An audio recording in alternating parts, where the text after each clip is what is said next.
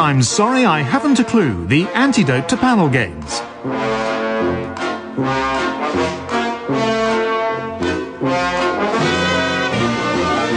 At the piano is Colin Sell, and your chairman is Jack Dee.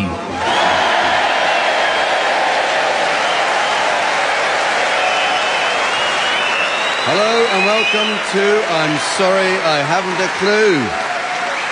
You join us for a second visit to Southampton, the jewel of England's ferry ports. Until the 1960s, Southampton was Britain's largest continental ferry port, but most of the business moved to Portsmouth when a new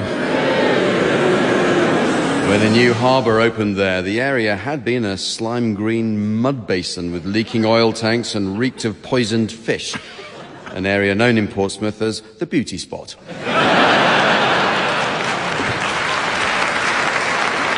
This area of Hampshire is most famous for the New Forest, which became notorious in the year 1100 when King William Rufus was killed there by an arrow while out hunting. Historians believe William was assassinated as he was so unpopular with the barons. One who dared to criticise the king was the Earl of Northumbria, so William had him castrated, after which he spoke of him really quite highly.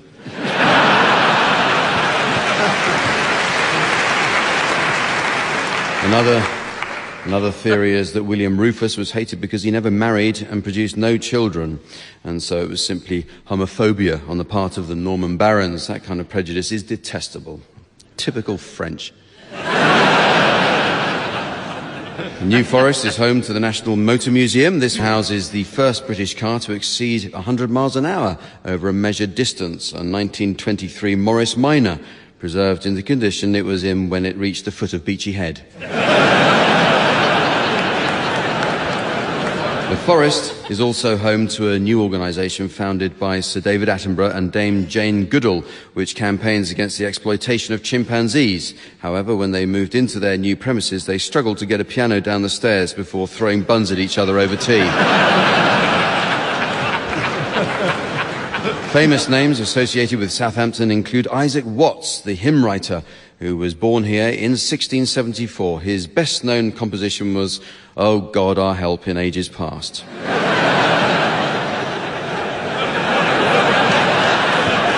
Let's meet the teams. On my left, Barry Cryer and Graham Garden. And on my right, Tim Brooke-Taylor and Jeremy Hardy. And positioning her comfortable seat on my left hand, please welcome our scorer, the delightful Samantha.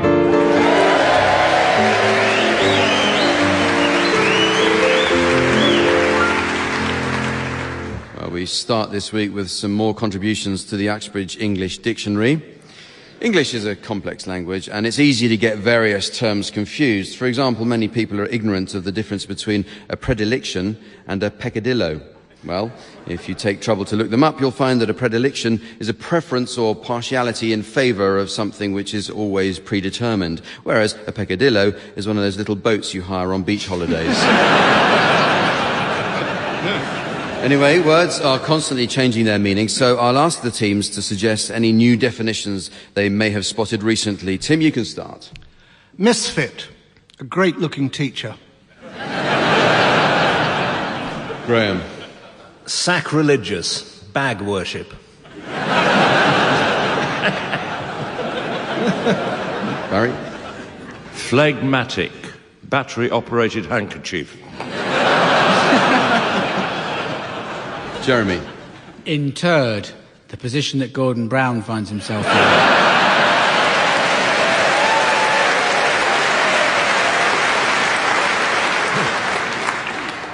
Clamour, mallet for opening clams.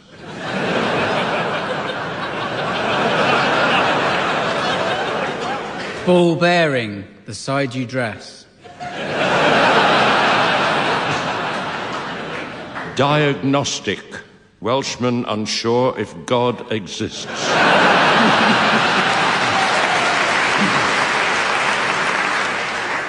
Realist, catalogue of bottoms.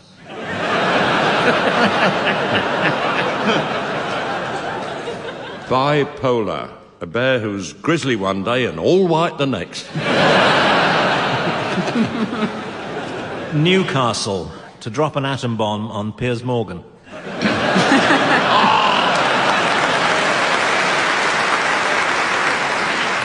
Pasteurize. Right inside your head. Pantomime, silent wide fronts. Baltimore, to ask for seconds in an Indian restaurant.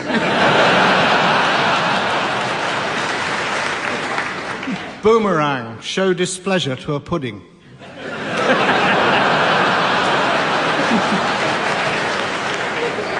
Catastrophe. My moggy has won a prize.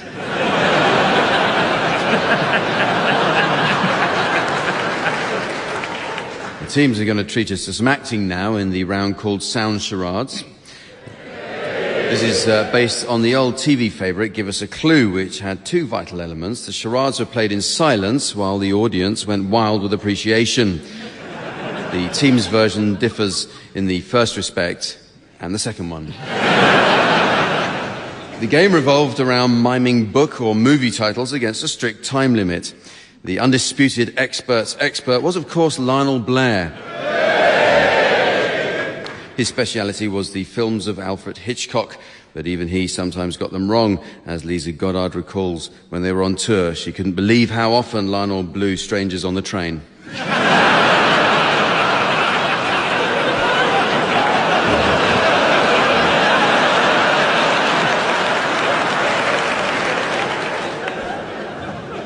Tim and Jeremy, you're to start, please, and your title will shortly be displayed. And here's the mystery voice for listeners at home. Dirty Dancing. Dirty Dancing. It's 2 words. It's best known for a film, but there have been stage productions and possibly lots of other things. But it goes something like this. So do I put my left arm here, do I? And then I'll lead, You lead, okay, right. yeah. And 1, 2, 3, 1, 2, 3, and turn. And 1, 2, 3, together, 2, 3. Yep, one, Have two. you trodden in something? No. No, I haven't. It's all in the carpet. I have not trodden in anything. Yeah, look, it's everywhere. I can see the prints all over. Oh, yes, I can see what you mean. Oh, dear, no. I'm so sorry. I'm going to have to clean that up now. Oh, no. No, don't do that. Why not? Well, next week I can follow the pattern around the room. Oh. The end.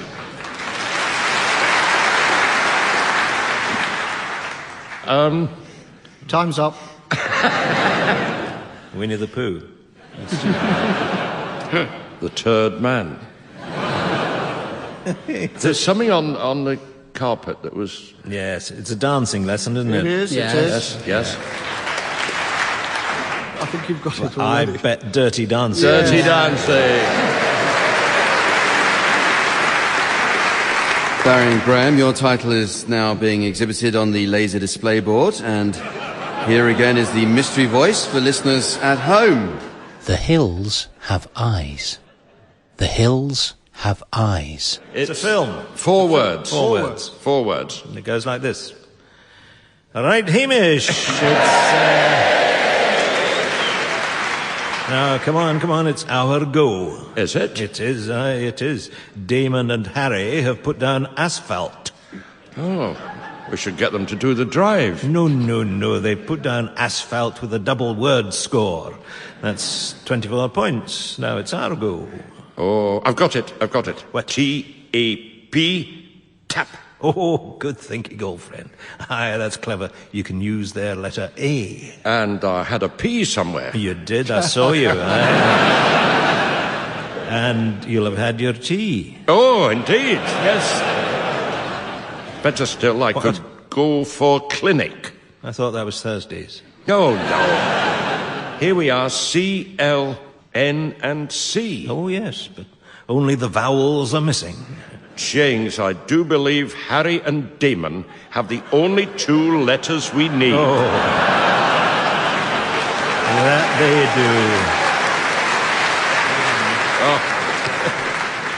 How many words is it? C-L-N and C. 4 words. And what are they? Beyond you. Has it got CLN? A man. No, we're trying to spell clinic. And you're missing 2 eyes. Yeah. Yes, keep on.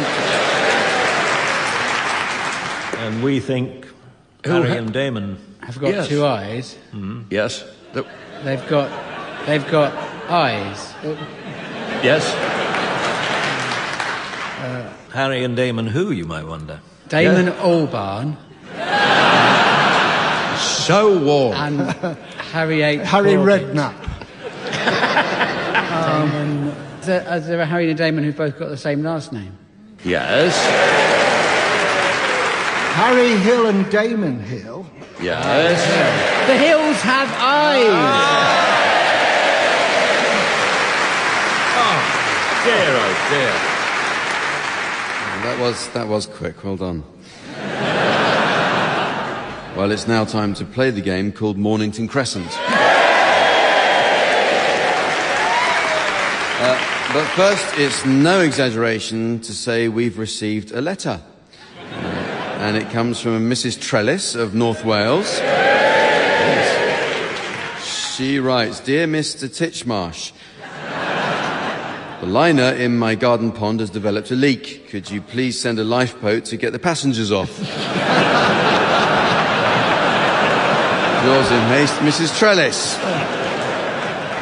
Okay, teams, since I've not umpired a game of Mornington Crescent before, I'd be grateful if you could keep to the simple ancient and modern rules. Yeah. Nothing outside Jessop's loop, please. Oh, in boy. addition, we're going to try out the new computerized Mornington Crescent solver software. So off you go, Tim. Right, I'm going to start, I think, in Collier's Wood, but I'm not. If I'm going to use it, I'm going to have to type in the coordinates. And let's see if you've got any advice. Burnt oak. Burnt oak. No, I think I'll go against it. No, it's East Finchley, I'm going to say. East Finchley? Yeah. Well, if you did gospel, I was going to go burnt oak, but I'm not now. What do you think? No, let's try the machine. I'll have a go at this. Parsons Green.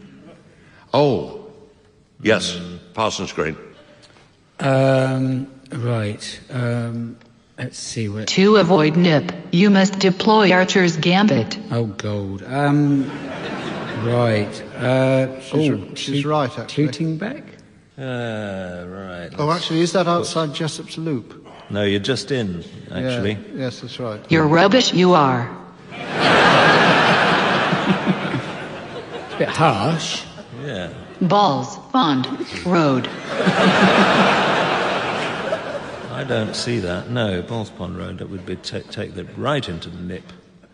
I don't want to go into nip, No, do I? not there. No, go straight across Jessop's Loop, right? Yes. into nip. Yeah, go across. I don't want to be in nip. No. Tottenham Court Road. Excellent, that's better. excellent. Yeah, I'll go with that. Tottenham Court Road. I would go, for Earl's Court. I'll see... Who? Tim, your hands are cold. Sorry, I'm going to have to put another number. Cock. Fosters.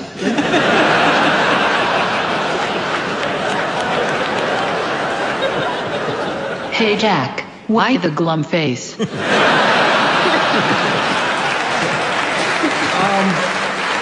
Okay, I'll go... I think I'll probably go for Earl's Court. Earl's Court. Try those. What? Put those. Okay, let's have a go. Queen's Way. Queen's Way. You don't want that. You don't want that. Oh, No. Queen's Park. Queen's Park. Queen's Park. Yeah. Oh, hang on. Mornington Road. Oh. Hello Jeremy, welcome back. I've missed you so much. Ha ha ha. Let's say, Ha ha ha ha ha ha ha. let's say Haymarket. Shepherd's Bush. Oh, all right, Shepherd's Bush. Shepherd's Bush inside Jessop's Loop. This is getting very difficult. Jack, wake up. Has anyone told you, Jack, you have such a sweet smile? Oh, wait a minute. Careful not to wear it out.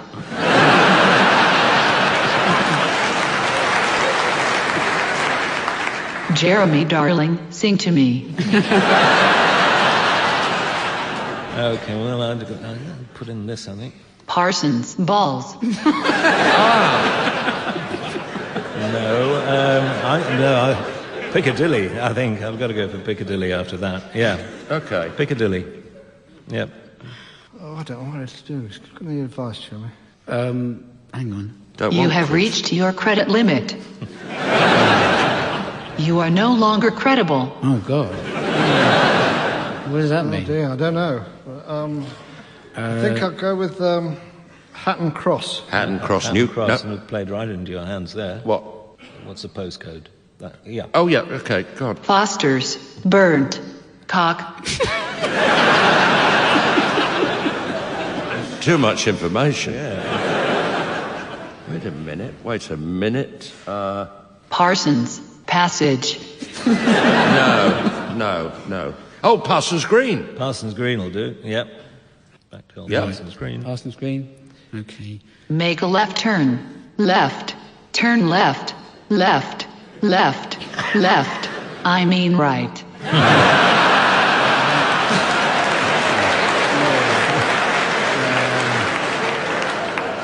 Let's see what I can do. You have no valid options. Oh. Jeremy, the most beautiful sound in all the world.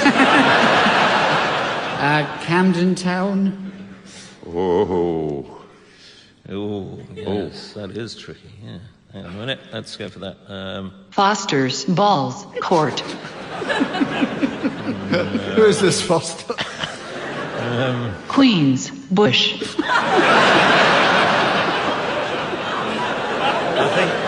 welcome to A&E. I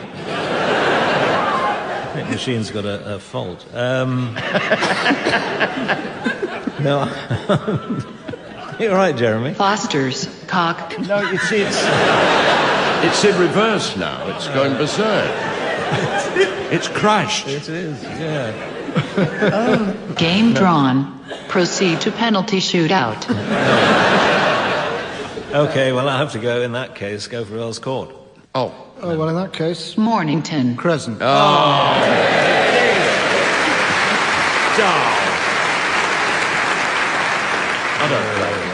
Well, we move on now to a really useful quiz. This isn't like all those other general knowledge quizzes where people learn useless bits of information that they repeat like parrots, which are the 7th most popular pet in Leicestershire.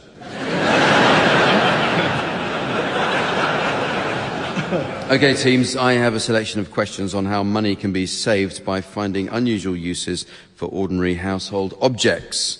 And we'll start with you, Graham. How about this? How might a couple of large bricks in your lavatory actually end up saving you water? Well, they'd block the toilet for a start. Then you just have to go and use somebody else's. Probably. In fact, as most people know, place the bricks in your lavatory cistern and it'll take less water to fill the cistern, therefore less water is used each time that you flush the lavatory. And because you use less water, it doesn't flush it properly and your house starts to stink. Tim, has a money-saving question for you now. What's a 90% effective way of drastically reducing my telephone bill without changing my supplier? Claim it on expenses.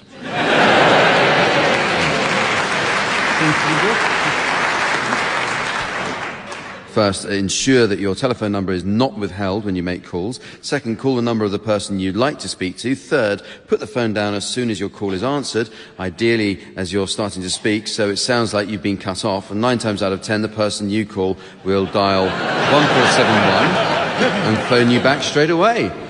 Although it doesn't work when I call my agent. So, Jeremy, what might a lady find in her handbag to clean a dirty rubber? A condom scourer? The actual answer is an emery board. The dirt files off nicely from a rubber. So how about this one, Barry? What's an ingenious and inexpensive way to keep the shape of a cloth hat while it is drying? Put it on your head before you put it in the oven. In fact, you fit it to a balloon that has been inflated to the size of your head. sensible. Yeah. Yeah. I think Richard Branson's got one.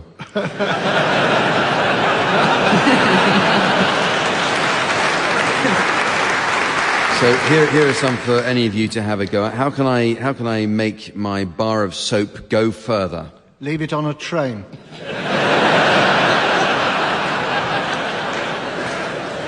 Well, in fact, the answer is you store them in the airing cupboard to make them hard, because soft soaps dissolve too quickly.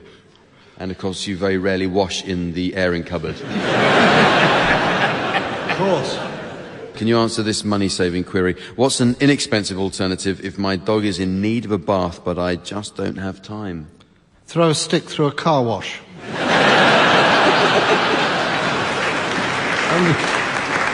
The answer is you can use baby powder in your dog's fur, but you must take care to follow up with a thorough brushing.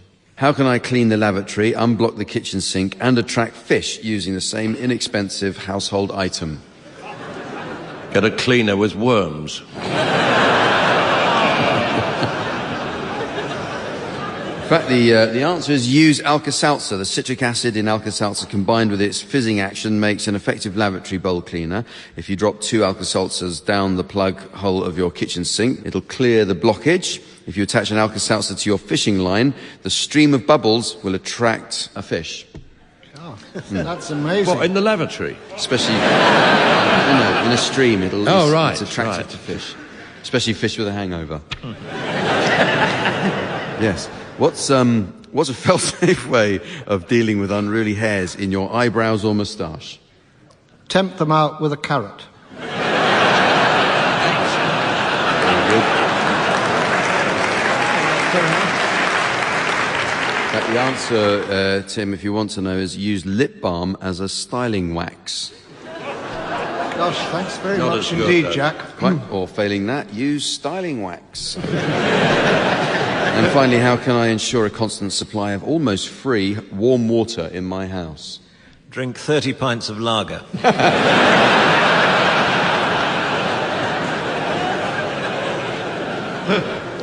No, the handy tip is keep a kettle on your gas pilot light. So, What is this book? we have a musical round now with Swanee Kazoo. This is where the teams combine the soothing lilt of the Swanee whistle with the chirpy rasp of the kazoo. Now, what was once thought of as an unlikely combination are now words that roll off the tongue together as naturally as dog and duck or Korean and sandwich. Providing piano accompaniment, we have Colin Sell. Now, listeners will be interested to learn that fans say Colin is very like Elvis Presley. He's often spotted working in McDonald's. So, Barry and Graham, you can start, and I'd like you to provide us with a rendition of Supercalifragilisticexpialidocious to feature Barry Cryer on the kazoo and Graham Garden on the Swanee whistle.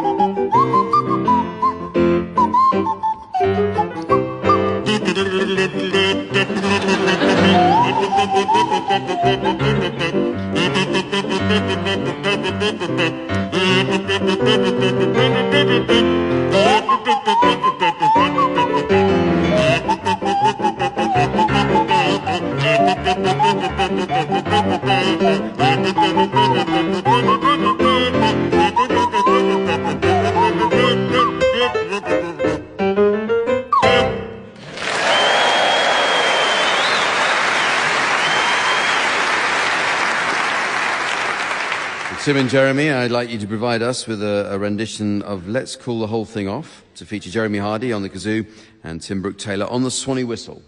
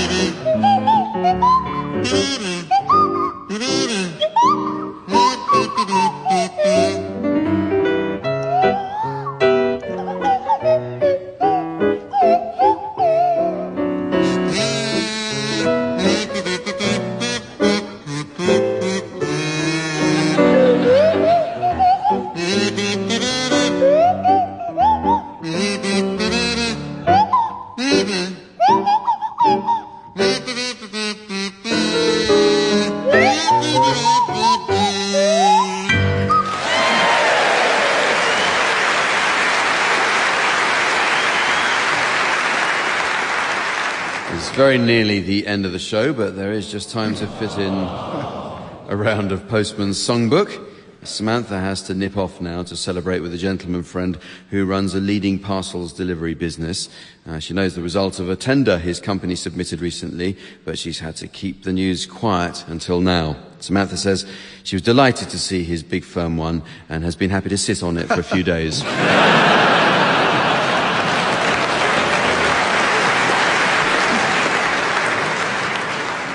Well, while she's away doing that, I'll ask the teams to suggest song titles likely to appeal to an audience of post office workers, postmen and the like. You can start, Jeremy. Who Let the Dogs Out? Tim. The Last Post. Barry. That's Why the Lady Needs a Stamp. Graham. Who are you going to call? Postmasters. Step Inside, Love. Envelopes and dozy dotes and little lambsy diamond. Alice doesn't live here anymore. Our mail shook up. A whiter shade of mail. Since you've been gone, there was a package for you. Please reseal me.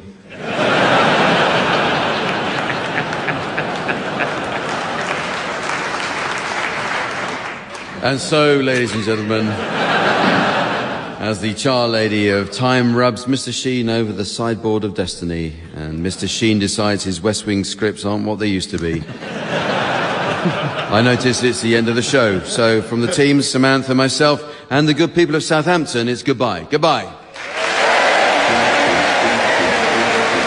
Barry Cryer, Graham Garden, Tim Brooke-Taylor and Jeremy Hardy will be given Silly Things to Do by Jack Dee, with Colin Sell setting some of them to music.